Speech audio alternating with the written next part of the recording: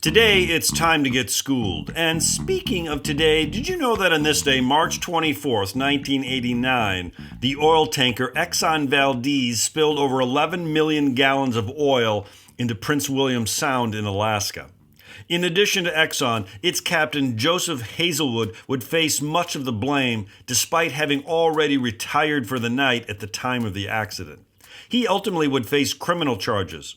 The habitats for salmon, sea otters, seals, and seabirds were devastated. In all, 1,300 miles of Alaskan coastline were affected. Settling punitive damages for the disaster would ultimately be determined by the federal courts. In all, there were 32,000 plaintiffs. Yet even before the case Exxon v. Baker could be resolved, Exxon spent $2.1 billion in cleanup and more than $1 billion in initial local settlements.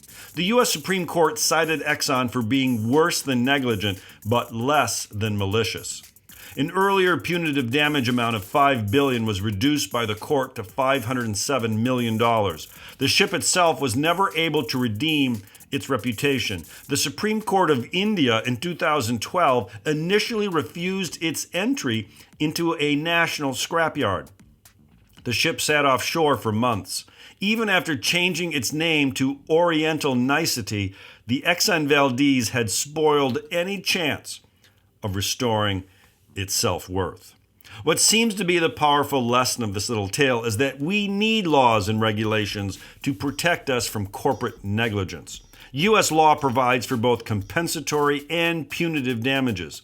The largest corporate settlement for both compensatory and punitive damage was made by the 5 largest tobacco companies. In total, the 25-year deal back in 1998 was for $246 billion. Lawyers at one tobacco trial quoted Churchill, "Never have so few caused so much harm to so many for so long."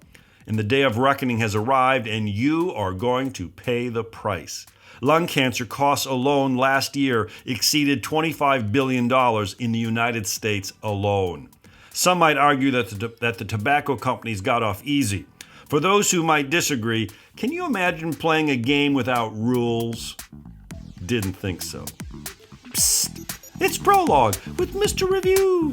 It's a podcast that is actively digging tons of earth to find an ounce of gold, striving for a more perfect union.